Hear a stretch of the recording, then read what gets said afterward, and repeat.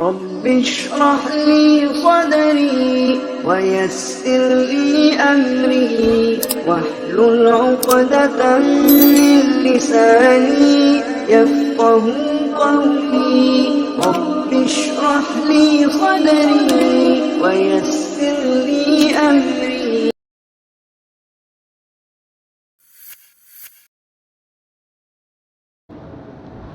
تمام قسم کی تعریفات، ہر طرح کی حمد و ثنا، بزرگی اور بڑائی اس اللہ تبارک و تعالی کے لیے لائق اور زیبا ہے جو ہمارا مالک ہے، خالق ہے، رازق ہے۔ سب سے بہترین بات اللہ تبارک و تعالی کی بات یعنی قرآن مجید ہے۔ سب سے بہترین راستہ اللہ کے نبی جناب محمد اکرم صلی اللہ علیہ وسلم کا بتایا ہوا راستہ ہے۔ دین میں نکالی ہوئی ہر نئی بات بدعت ہے، ہر بدعت گمراہی ہے، اور گمراہوں کا انجام جہنم کی دہکتی ہوئی آگ میں ہوگا۔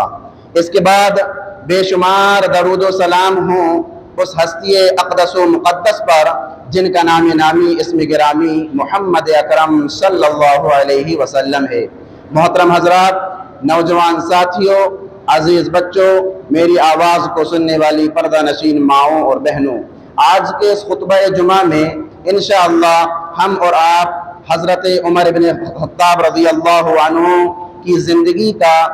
چوتھا پارٹ سنیں گے۔ یعنی کہ اب تک ہم نے حضرت عمر بن خطاب رضی اللہ عنہ کی زندگی کے 3 حصے سن لیے ہیں۔ آج کے خطبہ جمعہ میں انشاءاللہ چوتھا حصہ، جس میں حضرت عمر بن خطاب رضی اللہ عنہ کو خلافت ملنے کے بعد کے واقعات ہیں، آپ حضرات کے سامنے پیش کیے جائیں گے۔ میرے اسلامی بھائیوں، حضرت عمر بن خطاب رضی اللہ عنہ خلیفہ کے لیے آپ کا نام کیسے مقرر کیا گیا؟ تو میرے اسلامی بھائیوں، سیدنا ابو بکر صدیق رضی اللہ عنہ امت کو اختلاف سے محفوظ رکھنے کے لیے اپنی زندگی میں ہی ابو بکر صدیق رضی اللہ عنہ نے اہل مدینہ سے مشورہ کیا اور ان سے کہا کہ میری زندگی کے آخری ایام چل رہے ہیں، لہذا میں یہ چاہتا ہوں کہ آپ لوگ کسی ایسے شخص کا نام میرے سامنے پیش کر دو جو میرے بعد تمہاری خلافت کرے گا، تمہارے لیے خلیفہ ہوگا۔ حضرت ابو بکر صدیق رضی اللہ عنہ نے یہ بات اس لیے سوچی تھی کہ امت اختلاف سے بچی رہے، اس لیے کہ انہوں نے اپنی زندگی میں دیکھ لیا تھا کہ جب پیارے نبی جناب محمد اکرم صلی اللہ علیہ وسلم اس دنیا سے رخصت ہوئے تھے تو خلیفہ کس کو مقرر کیا جائے، اس کے لیے امت میں ایک بڑا اختلاف پیدا ہو گیا تھا۔ تو حضرت ابو بکر صدیق رضی اللہ عنہ نے اپنی زندگی کے آخری ایام میں اہل مدینہ سے مشورہ کیا اور ان سے کہا کہ آپ کوئی ایسے شخص کا نام میرے سامنے پیش کر دیجئے جس کو آپ اپنا خلیفہ بنانا چاہتے ہو۔ تو مدینہ کے لوگوں نے کہا امیر المؤمنین ابو بکر صدیق رضی اللہ عنہ، آپ ہی ہمارے لیے کسی کو خلیفہ مقرر کر دیجئے۔ جب مدینہ کے لوگوں نے یہ بات کہی تو سیدنا ابو بکر صدیق رضی اللہ عنہ نے ایک وصیت تیار کی اور اس وصیت میں خلیفہ کے لیے حضرت عمر بن خطاب رضی اللہ عنہ کے نام کو پیش کیا، اور وہ وصیت نامہ سیدنا عثمان بن عفان رضی اللہ عنہ کے سپرد کیا اور کہا کہ جاؤ اس وصیت نامے کو مدینہ کے لوگوں کے سامنے پڑھ کر کے سنا دو۔ پڑھنے سے پہلے سیدنا عثمان بن عفان رضی اللہ عنہ نے پہلے اس وصیت نامے کو خود پڑھا، اور جب انہوں نے دیکھا کہ اس میں عمر بن خطاب رضی اللہ عنہ کا نام ہے تو انہوں نے سب سے پہلے عمر بن خطاب رضی اللہ عنہ کے ہاتھوں پر بیعت کر لی، اور پھر اہل مدینہ یعنی کہ مدینہ والوں کے پاس گئے اور جا کر کے کہا کہ ابو بکر صدیق رضی اللہ عنہ نے یہ وصیت نامہ تیار کیا ہے اور اپنے بعد ہمارا اور آپ آپ کا جو خلیفہ ہوگا اس کا نام اس وصیت نامے کے اندر تحریر کیا ہے قبل اس کے کہ یہ وصیت نامہ میں آپ کو پڑھ کر سناؤں کہ آپ لوگ اس بات پر متفق ہیں کہ جو بھی نام اس وصیت نامے میں پیش کیا گیا ہے آپ اس کو مانیں گے, اس کو تسلیم کریں گے. مدینہ کے لوگوں نے کہا کہ ہم ضرور بے ضرور جو بھی نام سیدنا ابو بکر صدیق رضی اللہ عنہ نے اس وصیت نامے کے اندر درج کیا ہے ہم اس کو اپنا خلیفہ مان لیں گے. اس کے بعد حضرت عثمان بن عفان رضی اللہ عنہ نے وہ وصیت نامہ پڑھا اور اس وصیت نامے کے اندر حضرت عمر بن خطاب رضی اللہ عنہ کے نام کو پیش کیا گیا, جس میں تمام کے تمام اہل مدینہ جو وہاں موجود تھے سب لوگوں نے اس بات کا اقرار کیا کہ حضرت ابو بکر صدیق رضی اللہ عنہ کے بعد ہم حضرت عمر بن خطاب رضی اللہ عنہ کو اپنا خلیفہ تسلیم کریں گے. تو اس طرح سے حضرت عمر بن خطاب رضی اللہ عنہ خلیفہ کا نام جو ہے خلیفہ کے لیے پیش کیا گیا. میرے اسلامی بھائیوں, جب حضرت عمر بن خطاب رضی اللہ عنہ کا نام خلیفہ کے لیے پیش کیا گیا تو چند ایک افراد ایسے تھے جنہوں نے اختلاف کیا اور وہ حضرت ابو بکر صدیق رضی اللہ عنہ کی خدمت میں حاضر ہوئے, جیسا کہ سیدنا ام المؤمنین سیدہ عائشہ صدیقہ رضی اللہ عنہ بیان کرتی ہیں کہ جب میرے والد محترم حضرت ابو بکر صدیق رضی اللہ عنہ کی بیماری شدت اختیار کر گئی تو ان کے پاس فلا آدمی آئے اور ان لوگوں نے کہا کہ اے امیر المؤمنین, آپ نے ہمارے لیے جس شخص کا نام خلافت کے لیے منتخب کیا ہے آپ جانتے ہیں کہ وہ بہت سخت مزاج ہے, وہ بہت زیادہ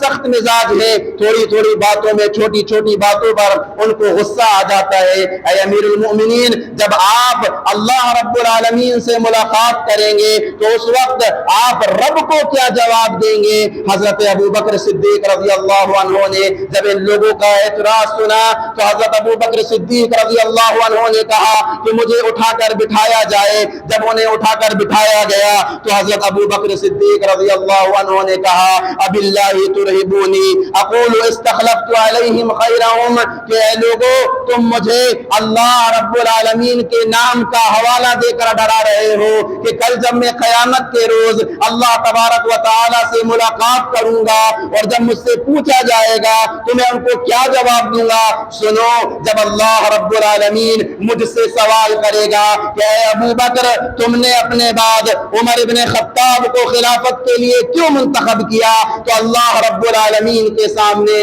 میرا صرف یہی جواب ہوگا, پروردگارا جب اس دنیا سے میں رخصت ہو رہا تھا تو اس وقت اس پوری روئے زمین پر پوری دنیا میں میری نظروں کے سامنے حضرت عمر بن خطاب رضی اللہ عنہ سے اونچی اور مرتبے والی کوئی شخصیت نہیں تھی کہ جس کا میں نام لے لوں. میرے نزدیک عمر بن خطاب رضی اللہ عنہ کی شخصیت سب سے اونچی شخصیت تھی, اسی لیے میں نے حضرت عمر بن خطاب رضی اللہ عنہ کا نام لیا. میرے اسلامی بھائیوں, پیارے نبی جناب محمد اکرم صلی اللہ علیہ وسلم نے احادیث مبارکہ میں حضرت ابو بکر صدیق رضی اللہ عنہ اور حضرت عمر بن خطاب رضی اللہ عنہ کی خلافت کی طرف اشارتاً جو ہے حدیث مبارکہ میں آپ صلی اللہ علیہ وسلم نے ان کی خلافت کی طرف اشارہ کیا ہے, جیسا کہ حضرت عبداللہ ابن عمر رضی اللہ عنہ بیان کرتے ہیں اللہ کے نبی جناب محمد اکرم صلی اللہ علیہ وسلم نے فرمایا کہ میں نے خواب میں دیکھا کہ میں ایک کنویں پر کھڑا ہوں, صبح کا وقت ہے, میرے ہاتھ میں ڈول ہے اور اس ڈول کے ذریعے سے میں کنویں سے پانی کھینچ رہا ہوں. اتنے میں حضرت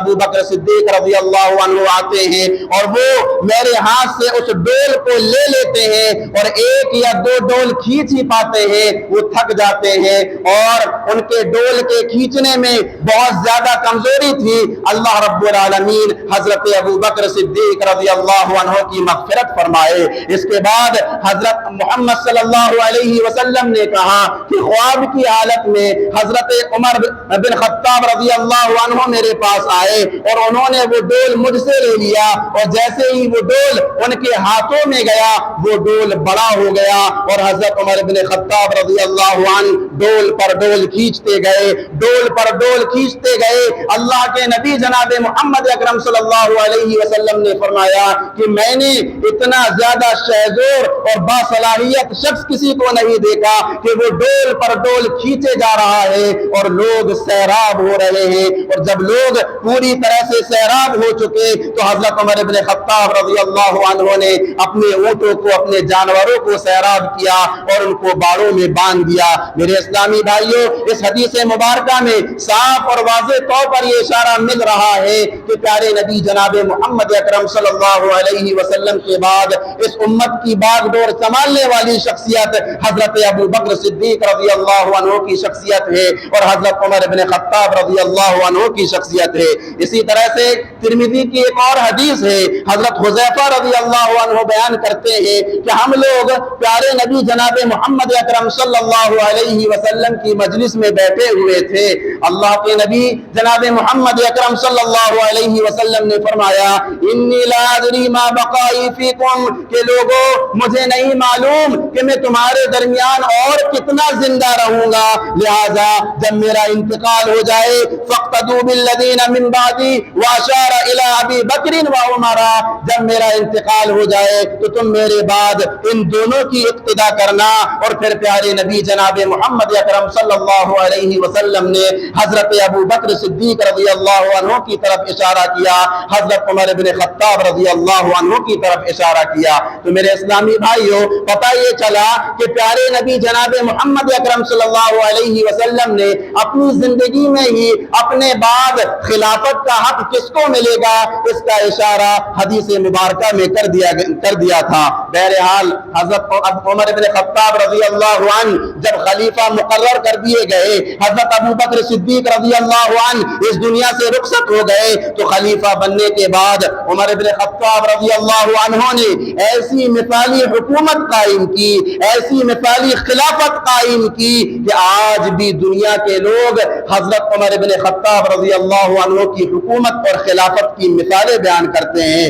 حالانکہ یہ وہی عمر ہیں جو زمانہ جاہلیت میں اسلام لانے سے پہلے اپنے بارے میں یہ کہا کرتے تھے کہ عمر جب چھوٹا تھا تو اسے اونٹ چرانا بھی نہیں آتا تھا، جانور چرانا بھی نہیں آتا تھا، لیکن جب اسلام آیا اور حضرت عمر بن خطاب رضی اللہ عنہ پیارے نبی جناب محمد اکرم صلی اللہ علیہ وسلم کی تربیت میں آئے، آپ صلی اللہ علیہ وسلم نے حضرت عمر بن خطاب رضی اللہ عنہ کی ایسی تربیت کی، ان کو ایسا سوارا، ایسا بنایا کہ وہ انسانوں کے لیڈر بن گئے، انسانوں کے رہنما بن گئے، انسانوں کے خلیفہ مقرر ہو گئے، اور ایسے خلیفہ بنے، ایسے رہنما بنے، ایسے لیڈر بنے کہ حضرت عمر بن خطاب رضی اللہ عنہ خود اپنے بارے میں کہا کرتے تھے کہ مجھے جانور چرانا تک نہیں آتا تھا، اللہ کے نبی کی تربیت میں آ کر بعد میں وہ ایسے خلیفہ اور ایسے رہنما بنے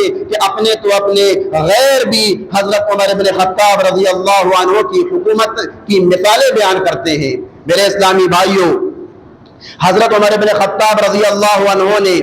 خلافت ملنے کے بعد ایک بنیادی مقصد دین کی حفاظت کو بنایا۔ ان کی خلافت کا پہلا اور اولین مقصد دین کی حفاظت تھا، الہاد سے، خرافات سے، عجمی تہذیب سے، غیروں کے کلچر سے اور فتنوں سے دین کی حفاظت کو انہوں نے اپنا بنیادی مقصد بنایا۔ یہی وجہ ہے کہ پیارے نبی جناب محمد اکرم صلی اللہ علیہ وسلم نے احادیث مبارکہ میں حضرت عمر بن خطاب رضی اللہ عنہ کو اشارتاً یہ کہا کہ عمر یہ فتنوں کے آگے ایک دروازہ ہے، یعنی عمر جب تک زندہ رہیں گے فتنے رکے رہیں گے، فتنے دبے رہیں گے، فتنے اٹھ نہیں پائیں گے، فتنے بڑھ نہیں پائیں گے۔ جیسا کہ بخاری کی حدیث ہے، کتاب المناقب کے اندر یہ حدیث موجود ہے، سیدنا حذیفہ رضی اللہ عنہ اس حدیث کے راوی ہیں، بیان کرتے ہیں کہ ہم لوگ آپس میں ساتھ میں بیٹھے ہوئے تھے، بہت سارے صحابہ کرام بھی تھے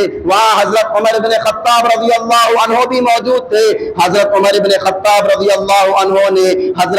جتنے بھی صحابہ کرام وہاں موجود تھے ان سے سوال کیا کہ کیا تم میں سے کسی کو پیارے نبی جناب محمد اکرم صلی اللہ علیہ وسلم کی وہ حدیث یاد ہے کہ جس حدیث میں اللہ کے نبی جناب محمد اکرم صلی اللہ علیہ وسلم نے فتنوں کا تذکرہ کیا ہے؟ حضرت عمر بن خطاب رضی اللہ عنہ جانتے تھے کہ یہاں حذیفہ بیٹھے ہوئے ہیں، حذیفہ رازدار رسول ہیں، پیارے نبی جناب محمد اکرم صلی اللہ علیہ وسلم نے انہیں فتنوں کے تعلق سے بہت ساری حدیثیں بیان فرمائی ہیں، لہذا انہوں نے سوال اسی وجہ سے کیا کہ حضرت حذیفہ رضی اللہ عنہ اس کا جواب دے۔ جب حضرت عمر بن خطاب رضی اللہ عنہ نے سوال کیا کہ کیا تم میں سے کسی کو پیارے نبی جناب محمد اکرم صلی اللہ علیہ وسلم کی وہ احادیث یاد ہیں جن میں اللہ کے نبی نے فتنوں کا تذکرہ کیا ہے؟ حضرت حذیفہ بن یمان رضی اللہ عنہ کہتے ہیں کہ اے امیر المؤمنین مجھے وہ حدیث یاد ہے۔ حضرت عمر بن خطاب رضی اللہ عنہ کہتے ہیں اے حذیفہ تم بڑے دلیر ہو، تم بڑے بہادر ہو، ذرا سناؤ تو صحیح کہ وہ حدیث کون سی ہے؟ حضرت حذیفہ رضی اللہ عنہ کہتے ہیں کہ اللہ کے نبی جناب محمد اکرم صلی اللہ علیہ وسلم نے فرمایا کہ انسان کی ایک آزمائش اس کے گھر میں ہے، اس کے مال میں ہے، اس کے پڑوس میں ہے، اور اس کا کفارہ نماز ہے، روزہ ہے، صدقہ ہے، خیرات ہے، امر بالمعروف ہے، نہی عن المنکر ہے۔ یہ باتیں گنانے لگے۔ امیر المؤمنین عمر بن خطاب رضی اللہ عنہ نے کہا میں ان فتنوں کے بارے میں نہیں پوچھ رہا ہوں بلکہ میں تو ان فتنوں کے بارے میں پوچھ رہا ہوں جو سمندر کی ٹھاٹے مارتے ہوئی موجوں کی طرح پیدا ہوں گے۔ جب یہ بات امیر المؤمنین عمر بن خطاب رضی اللہ عنہ نے کی تو حضرت حذیفہ رضی اللہ عنہ نے کہا کہ اے امیر المؤمنین عمر بن خطاب رضی اللہ عنہ آپ کو اس سلسلے میں زیادہ فکر مند ہونے کی ضرورت نہیں، اس لیے کہ آپ کے اور ان فتنوں کے درمیان ایک دروازہ موجود ہے۔ حضرت عمر بن خطاب رضی اللہ عنہ کہتے ہیں کہ اے حذیفہ ذرا یہ بھی تو بتاؤ کہ وہ دروازہ کھولا جائے گا یا وہ دروازہ توڑا جائے گا؟ اشارے اور کنایے میں بات ہو رہی ہے، دروازہ کیا ہے، توڑنا کیا ہے؟ حضرت حذیفہ حضرت عمر کی بات کو سمجھ رہے ہیں اور حضرت عمر حضرت حذیفہ رضی اللہ عنہ کی بات کو سمجھ رہے ہیں۔ حضرت عمر نے کہا اے حذیفہ ذرا بتاؤ تو صحیح کہ وہ دروازہ کھولا جائے گا یا توڑا جائے گا؟ حضرت حذیفہ رضی اللہ عنہ نے کہا کہ وہ دروازہ توڑا جائے گا۔ میرے اسلامی بھائیوں اس حدیث مبارکہ میں دروازہ سے مراد حضرت عمر بن خطاب رضی اللہ عنہ کی شخصیت ہے اور دروازے کے توڑے جانے سے مراد حضرت عمر بن خطاب رضی اللہ عنہ کی شہادت ہے۔ جب حضرت عمر بن خطاب رضی اللہ عنہ شہید کر دیے گئے تو اس کے بعد وہ صحابہ کرام جو اس حدیث کو جب حضرت حذیفہ بیان کر رہے تھے اور وہ صحابہ کرام جو حضرت عمر کی گفتگو کو سن رہے تھے انہوں نے حضرت حذیفہ سے پوچھا اے حذیفہ جب آپ وہ حدیث بیان کر رہے تھے اور دروازے کے توڑے جانے کی بات کر رہے تھے تو کیا حضرت عمر بن خطاب رضی اللہ عنہ کو معلوم تھا کہ اس دروازے سے مراد حضرت عمر بن خطاب رضی اللہ عنہ کی شخصیت ہے؟ حضرت حذیفہ رضی اللہ عنہ نے کہا کہ ان کو اتنا ہی یقین تھا جتنا یقین دن کے گزر جانے کے بعد رات کے آنے کا ہوتا ہے۔ انہیں معلوم تھا یہ دروازہ جو ہے عمر بن خطاب رضی اللہ عنہ ہیں اور ان کے توڑے جانے سے مراد عمر بن خطاب رضی اللہ عنہ کی شخصیت ہے۔ میرے اسلامی بھائیوں جب آپ حضرت عمر بن خطاب رضی اللہ عنہ کی خلافت کو دیکھیں گے تو سمجھ میں آئے گا کہ حضرت عمر بن خطاب رضی اللہ عنہ اپنی دور اندیشی اور مومنانہ فراست سے حالات پر کتنی گہری نظر رکھتے تھے۔ حضرت عمر بن خطاب رضی اللہ عنہ فتنوں کے پیدا ہونے سے پہلے، فتنوں کے پنپنے سے پہلے حضرت عمر بن خطاب رضی اللہ عنہ ان کے خاتمے کی تدابیر اختیار کر لیا کرتے تھے، ان کے قلعہ قمع کرنے کی تدابیر اختیار کر لیا کرتے تھے۔ نتیجتاً آپ دیکھیں گے کہ حضرت عمر بن خطاب رضی اللہ عنہ کی دور خلافت میں بہت کم فتنے ہمیں اور آپ کو نظر آئیں گے۔ اس کی بہت ساری مثالیں حضرت عمر بن خطاب رضی اللہ عنہ کی زندگی میں موجود ہے۔ میرے اسلامی بھائیوں، وہ درخت جس کے نیچے پیارے نبی جناب محمد اکرم صلی اللہ علیہ وسلم نے صلح حدیبیہ کے موقع پر حضرات صحابہ کرام رضوان اللہ علیہم اجمعین سے بیعت لی تھی، اور جس بیعت کا تذکرہ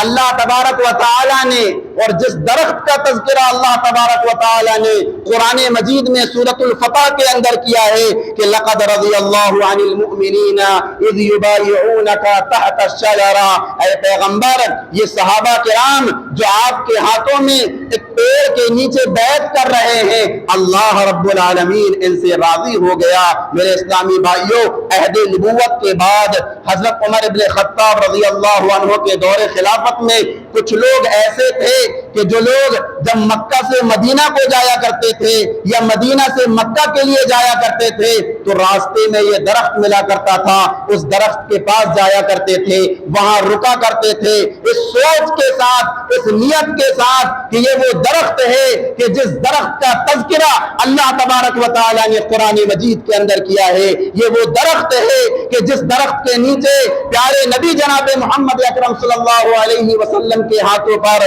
صحابہ کرام رضوان اللہ علیہم اجمعین نے بیعت لی تھی، اور جن صحابہ نے اس درخت کے نیچے بیعت لی تھی اللہ رب العالمین ان سے راضی ہو گیا تھا۔ یہ لوگ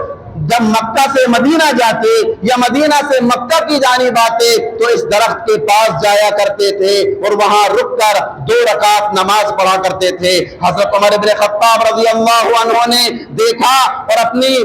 نگاہوں سے انہوں نے اس بات کو محسوس کیا کہ آج کی نسلیں اس درخت کے نیچے جا کر 2 رکعت نماز ادا کر رہی ہیں، کہیں ایسا نہ ہو کہ آگے آنے والی نسلیں اس درخت کو جو ہے بہت زیادہ اونچا مقام دے دے اور اس درخت کے پاس رک کر اس کی پوجا پاٹ کرنا شروع کر دے۔ حضرت عمر بن خطاب رضی اللہ عنہ نے تاڑ لیا کہ یہ درخت آنے والے وقت کے لیے بہت بڑا فتنہ بن سکتا ہے۔ حضرت عمر بن خطاب رضی اللہ عنہ نے صحابہ کرام رضوان اللہ علیہ اجمعین کو حکم دیا کہ جاؤ، جا کر کے اس درخت کو کاٹ ڈالو، جڑ سے اکھاڑ ڈالو۔ چنانچہ صحابہ کرام رضوان اللہ علیہ اجمعین گئے اور اس درخت کو جو ہے جڑ سے اکھاڑ کر کے پھینک دیا۔ تو میرے اسلامی بھائیوں، حضرت عمر بن خطاب رضی اللہ عنہ کو پیارے نبی جناب محمد اکرم صلی اللہ علیہ وسلم نے جو فرمایا کہ عمر یہ فتنوں کے آگے ایک دروازہ ہے، تو حضرت عمر بن خطاب رضی اللہ عنہ اپنی دور اندیشی سے تاڑ لیا کرتے تھے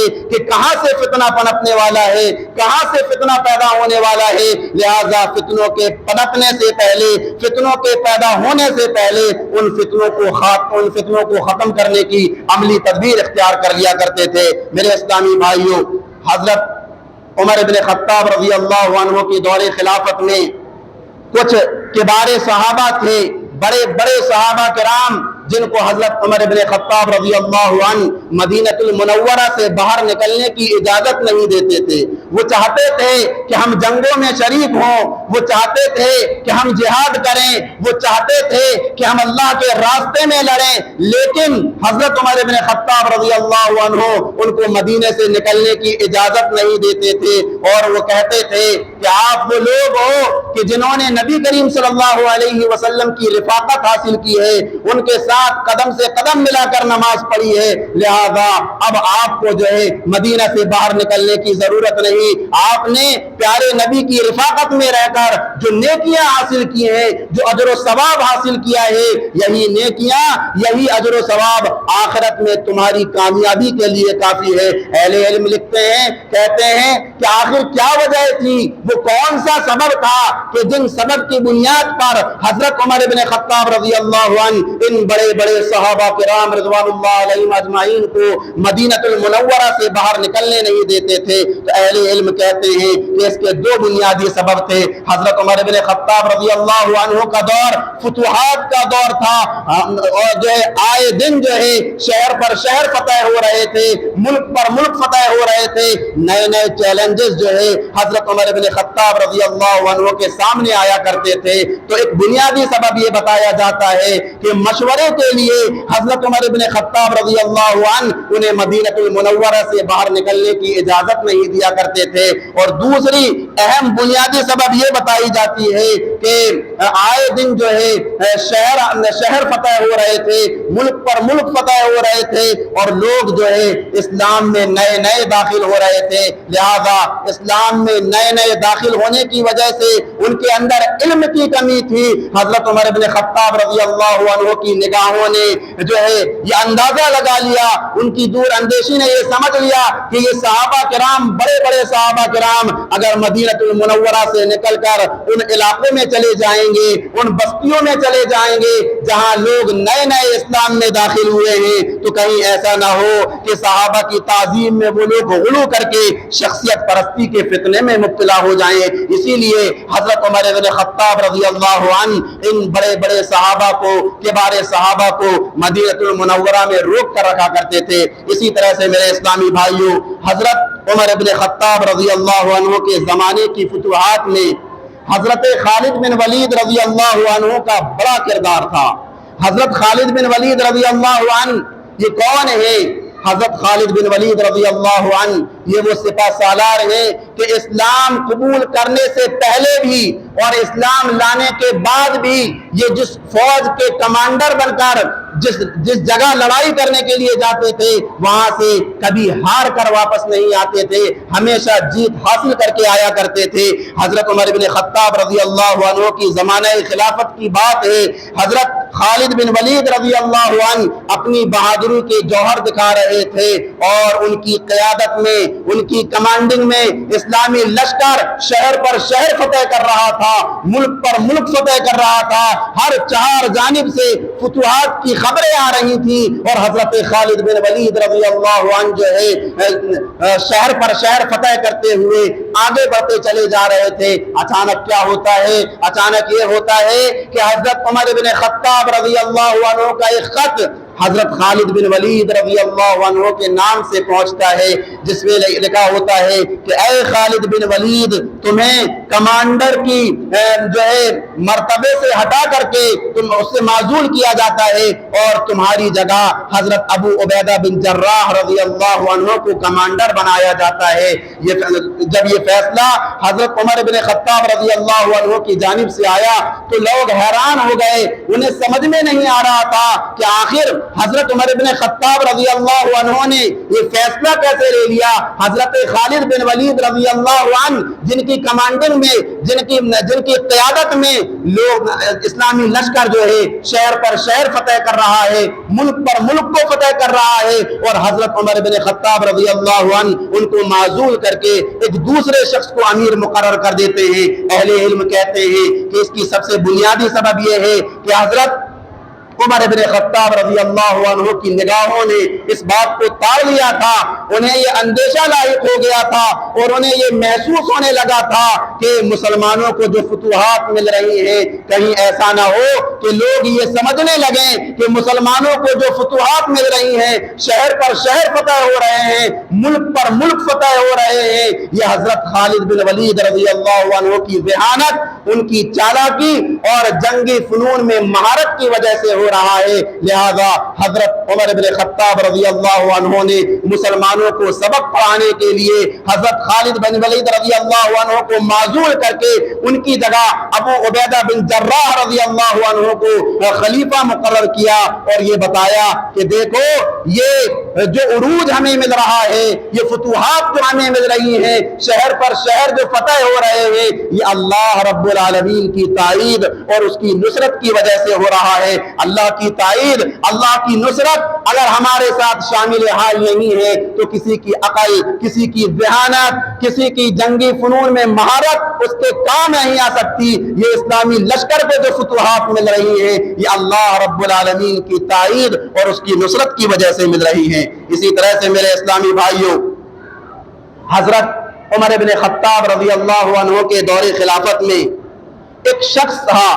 جو بیجا سوالات کیا کرتا تھا،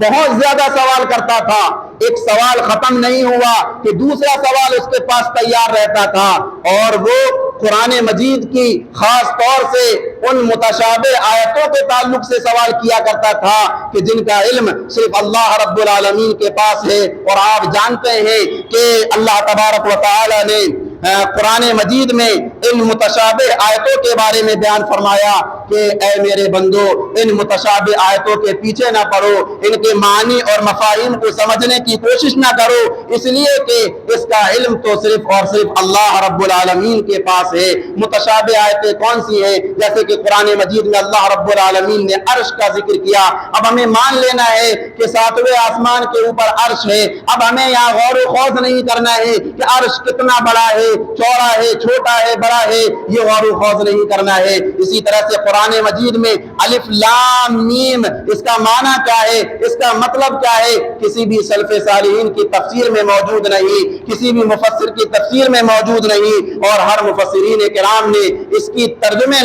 ترجمے میں لکھا ہوا ہے اللہ اعلم بمرادہ، کہ اس کا معنی اور مطلب اللہ رب العالمین کے علاوہ کوئی نہیں جانتا۔ اور قرآن میں اللہ رب العالمین نے کہا کہ قرآن کی پیروی کا تقاضا یہ ہے کہ متشابہ آیتوں کے پیچھے نہ پڑا جائے۔ تو حضرت عمر بن خطاب رضی اللہ عنہ نے دیکھا کہ یہ شخص متشابہ آیتوں کے پیچھے پڑ گیا ہے اور ایسی آیتوں کو لے کر کے عوام میں جو ہے اختلاف پیدا کرنے کی کوشش کر رہا ہے۔ حضرت عمر بن خطاب رضی اللہ عنہ یہ جو ہے اس شخص کو بلایا، اور اس شخص کو بلانے کے بعد لوگوں کے سامنے اس کو کوڑے مارے، اتنے کوڑے مارے کہ وہ شخص کہنے پر مجبور ہو گیا اے امیر المؤمنین اب بس کیجئے، اب میں اس طرح کا کوئی سوال جو ہے عوام الناس کے سامنے نہیں کروں گا، میں باز آ گیا، میں رک گیا۔ تو میرے اسلامی بھائیوں، پیارے نبی جناب محمد اکرم صلی اللہ علیہ وسلم نے حضرت عمر بن خطاب رضی اللہ عنہ کو فتنوں کے آگے جو دروازہ قرار دیا ہے،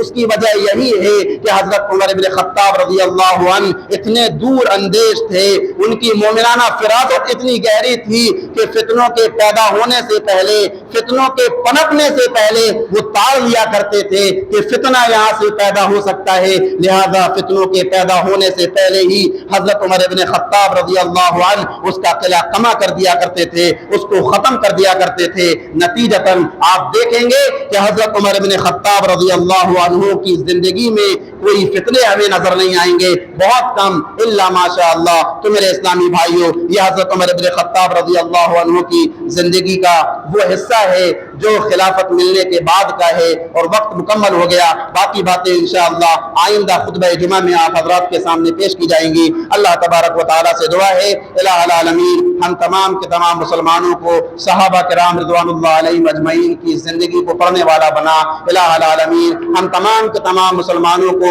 صحابہ کرام رضوان اللہ علیہم اجمعین کے نقش قدم پر چلنے والا بنا، الہ العالمین ہمارے وہ بھائی، ہماری وہ بہنیں جو بیمار ہیں، جو حادثات کا شکار ہو چکے ہیں، پروردگارہ تو انہیں شفائے کاملہ عاجلہ عطا فرما، الہ العالمین ہمارے وہ بھائی، ہماری وہ بہنیں جو اس دنیا سے رخصت ہو گئے، پروردگارہ وہ ہماری دعاؤں کے محتاج ہیں، الہ العالمین تو ان کے گناہوں کو معاف کر دے، ان کی نیکیوں کو قبول کر لے، ان کی قبر کو جنت کا باغیچہ بنا کر انہیں اپنی جنت میں داخل فرما، الہ العالمین ہم تمام کے تمام مسلمانوں کو زندگی کے فتنے سے، موت کے فتنے سے، یاجوج ماجوج کے فتنے سے، دجال کے فتنے سے محفوظ رکھ، الہ العالمین ہم تمام کے تمام مسلمانوں کو بروز قیامت جہنم کی دہکتی ہوئی آگ سے بچا کر اپنی جنت میں داخل فرما، آمین ثم آمین، وآخر دعوانا ان الحمد للہ رب العالمین۔